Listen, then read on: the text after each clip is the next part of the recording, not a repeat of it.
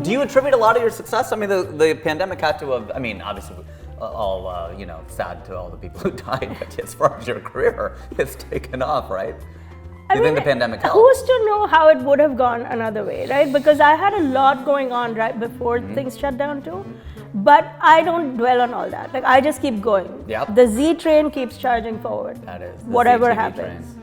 So it was, it was fine. That's like good. we keep adapting to whatever life throws our way. So, what gives you more joy? Is it the love of the crowd live, or is it the likes or the comments on the digital? Like what? Look, the live show is its own thing, right? You like experiencing it, but the digital thrill is real too. Okay. And I've realized that. Like, I do a lot of Zoom shows. You can feel the energy even through the wires. When something's going well, you feel it, and when it's just dying, you know it's dying. And now on TikTok, Instagram, like the reels and videos, you can feel the energy. Like this roti video, there's like 11 seconds is nothing, but the amount of conversation it's generated, it's exciting for me to watch. Totally. And more people are going to see it than obviously a room where there's 200 or even 1,000 people. Of course, and none of it was really like deeply thought of. It's so badly produced too. But those are the best because they're authentic, they're real. Completely, it's a real moment, and it's like actually thousands of people came out and said, I really wish I knew how to make it. I'm actually working on a roti tutorial now. See, that's great. That's so smart. It's exciting in a different way and unexpected. I never expected it.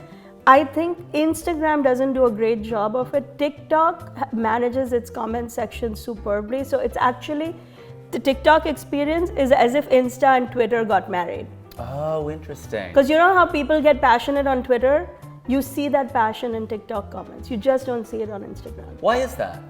Because the way visually it's laid out. If you see how reels progress, the comments are buried. You barely see them. Whereas on TikTok, they're very prominent. So they're more people dynamic. see, and then they want to get involved. At least that's my experience. No, that's and really it's smart. very exciting because literally I'll refresh my phone and it's 1,000 new comments. 1,000 people commented.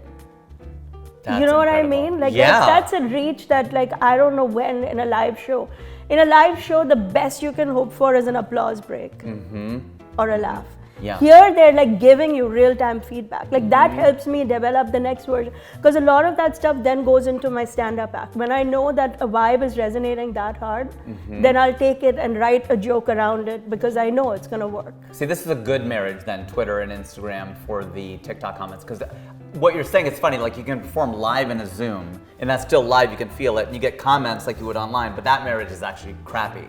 Yeah. Because it's actually the worst of both worlds, because you're getting these crappy comments and the live experience. And the other thing what I noticed with performing on Zoom shows is you can never look them in the eye. Yeah. Right? You're looking into the camera, and then when you want to look down, you can see them, but you can never have that eye-to-eye connection. Like in a crowd, you can be like, this guy knows what I'm talking about, whatever, all this kind of stuff, where you can actually speak to the audience to get that kind of feedback. And you speak to the audience in your shows, right, live? Yeah, a little bit. Not a lot. I don't, because I have a lot of jokes.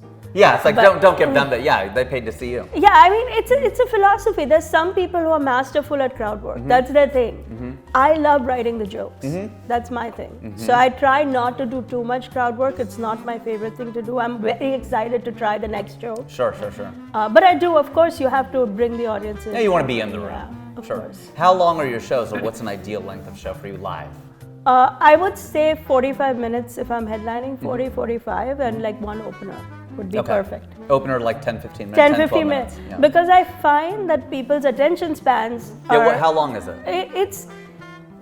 I think 2-3 years ago, 90 minutes was an ideal comedy show. And that would be for you and an opener, or like multiple people. However you want to cut it, 90 minutes and people want to be out. I agree. You've been served your drinks, you've had whatever, and I personally find that in today's generation, the threshold is a little bit lower. I think it's closer to 60, 70 minutes, to be really honest. Yeah, now, please be honest. From a club point of view, can you do that? I'm not sure, because there are all these other logistics involved. Yeah, they got to get the food served and the waiters, and they got to cut the staff. And exactly. There's a whole process. The comedian is practically incidental at a comedy club. Yeah, exactly. That's the way the money is actually made. The real money is the food and the envelope. Exactly.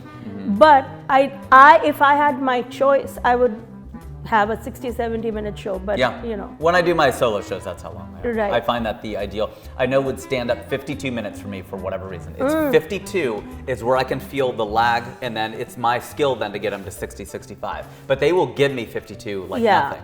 But then it's like, okay, for me to get to that, I have to earn that last 17 minutes. And it better be fire, because otherwise they're gonna start checking They're tired. And I've seen it happen with Seinfeld, Jim Gaffigan. Like after like 40, 45, they're starting to like, okay, we get it, you're really funny. We got it. You know, How much can they laugh? but like I haven't checked my Twitter and you know.